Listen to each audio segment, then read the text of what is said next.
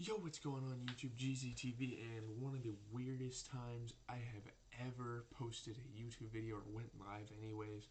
I was gonna react to this album and post a full edited video, but I figured since we've already had a listening party, most of the people have already listened to the album before. There's only a few songs that are like new content, but here we go. We got Kanye West's Donda. I'm just gonna go through track by track. I have some notes down. I'm just gonna talk about what I think about every track, and then yeah, just talk about the album as a whole.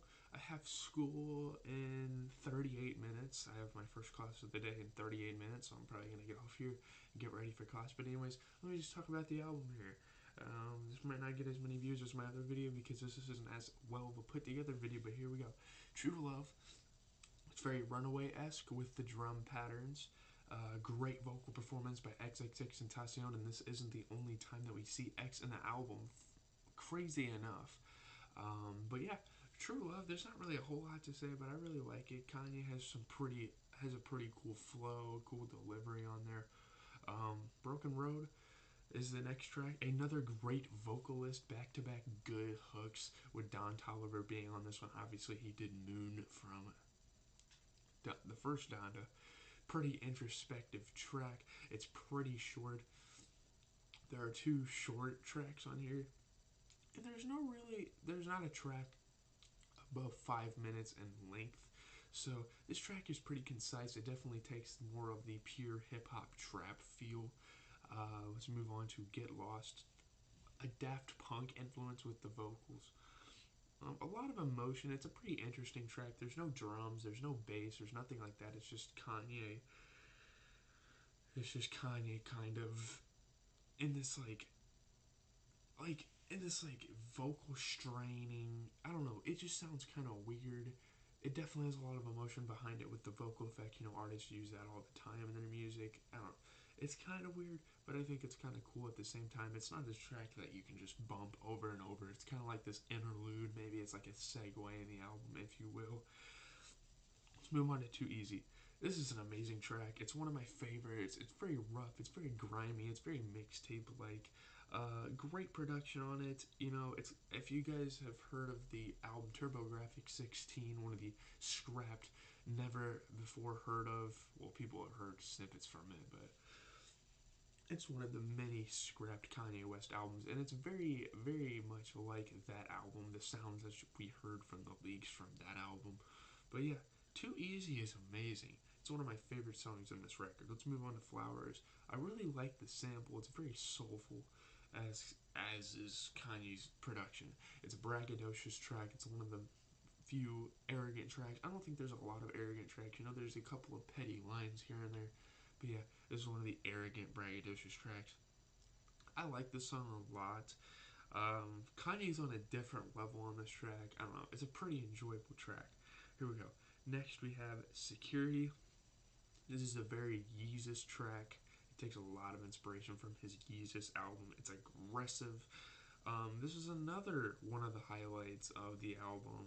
Him humming with the synths is one of the best moments on the record. I think that's absolutely amazing. It sounds so good. It sounds like the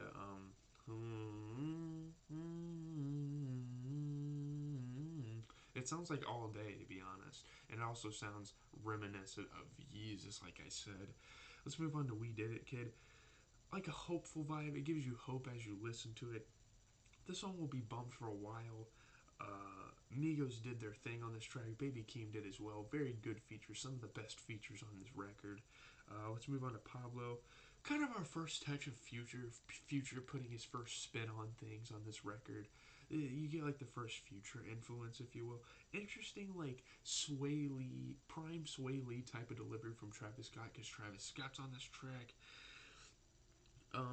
This makes me excited for a new Future album. Definitely, this album definitely makes me excited for some new Future. So it's gonna be great to listen to.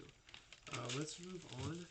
We got Louis Bags. Very happy for Jack after getting praise for his song Nail Tech. Kanye came through and showed some love, and obviously they linked up in Miami. He was recording for Down to 2. Definitely like a beat I could hear Drake rap on, and That's a lot of beats for Jack Harlow. Jack Harlow takes a lot of inspiration from Drake. I've definitely noticed that throughout his music. R.I.P. Virgil. I mean, Virgil meant more to Kanye than anything. Pretty good Jack Harlow verse. He has some pretty memorable bars in there. The Kamala sound sample is kind of ironic. It's not the best track, but it's pretty good. Let's move on to Happy. Wheezy produced this track. It also has a Future feature. Of course, he's an executive producer. He should be on here a couple times as an artist. It's a pretty nice track. Trademark USA Baby Keem. It kind of sounds like that track, but it's pretty good. I love Ye going in the trap lane. You're gonna hear me say that a couple times. I think. I mean, I love Kanye deciding to just break through the trap. Sci-fi. This is a cool track. I like the raw production of it. You know, the live instrument sound. Pretty Petty Kim sample. Um, Sean Leon is on here. He's from Canada. He sounds like Kid Leroy without like a voice crack. Why do I have hiccups and burps right now? Excuse me. Pretty good performance from him. Controversial Morgan line from Kanye.